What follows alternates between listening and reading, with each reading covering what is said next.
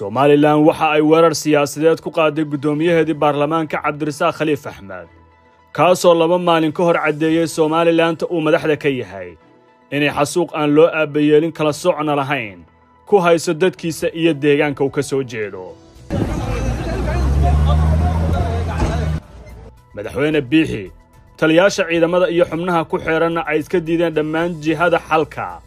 iyo nabad ku soo dabaalidda xaaladda gobolka Sool inta badan siyaasiyiinta musdambeedka waa siyaasadda goon isu taagga ayaa weerar ku qaaday guddoomiye baarlamaan oo ka tirsan nidaamkooda kana mid ah dadka ay duulaanka ku qaadeen deegaankiisa haddaba maxay Somaliland u beegsanaysaa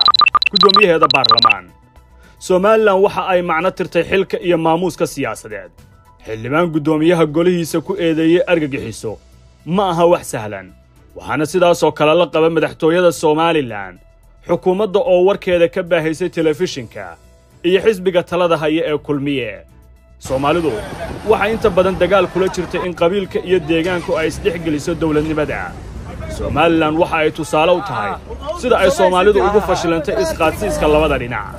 falanqayaashu waxa ay qabaan in guddoomiyihii baarlamaanka Somaliland aan loo beegsan inuusan ku aragti ahayn xukunka Muuse taas beddelkeedana waa inuu ka soo jeedo gobolka Sool iyo Laascaano Muuse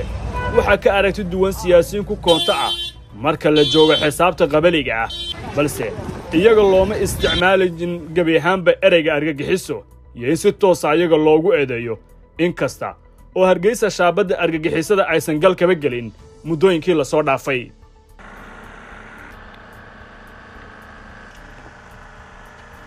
Cabdirasaaq Khaliif iyo saameyntiisa dagaalka Sool Cabdirasaaq dad badan ayaa warka in uu waxgal u yahay hayaanka deegaankiisa ku doonayo inay isaga difaacaan xasuuqa Somaliland ku haysta dadka deegaanka sida uu sheegay guddoomiye Khaliif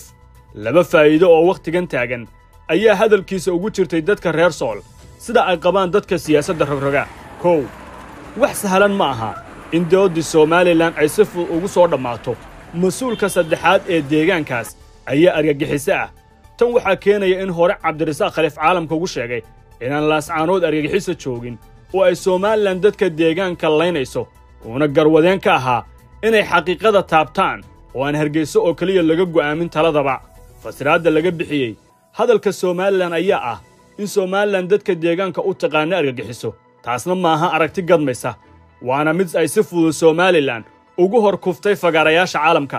waxa ka sii daran in Somaliland qirayso in madaxdeedu argagixiso tahay koox taageerta iyo kuwa daacad u ahba waana aafo halis badan ku reebi doonta magaca maamulka labo taageero halgan dadka deegaanku waxa ay qabaan in haddii mas'uulkii ugu sarreeyay ee maamulka Somaliland ka tirsan kana soo jeeda gobolkoodu cadeeyay mowqifka in talada deegaanku ay ka go'do golaha dhaqanka iyo guddiga 33 ay la macno tahay in si macnawiyan ay u jabtay doodii Somaliland ay ahayd dadka deegaanka ayaa wax nala dhistay faa'iido kale oo Cabdirasaaq Khaliif dadka deegaankiisu ka helan hadalkiisa waa inuu u sheegay siyaasiyiinta ku aragtida ah Somaliland oo deegaanka looga yaqaan horgal kuwa aan la dareen ahayn dadkooda tan waxa ay keenaysaa in dadka deegaanka ka soo jeeda aan qof damba banaanka u soo istaagin qadiyadda Somaliland Cabdirasaaq Khaliif hadalkiisa uu saxaafadda siiyay iyo aqbalaadda uu caalamka ka helay marka loo akhriyo wararka Somaliland iyo madaxdeeda ka soo baxay waxa ay ka dhigan tahay in Khaliif dadka deegaankiisa waxtar weyn gashatay waqtigan halganka ay ku jiraan si taasi la mid ah waxa ay badi haldoorka deegaanada Somaliland u arkaan min mowqif leh oo hadba meesha uu joogo bareerihiisa aan qarsan waxaana Somaliland ay ku tahay dabar jab weyn oo siyaasadeed marka akhrinta la qaato ma ogtahay maantaba inaad ka maarantid inaad tagto xawaalad haddii aad ku sugan tahay Yurub iyo Ameerika baysi waxa uu ka haqabtirayaa inaad lacag u diri karto ehelkaaga iyo asxaabtaada adigoo ku sugan gurigaaga iyo goobtaada shaqada kala soo deg App Store-ka iyo Play Store-ka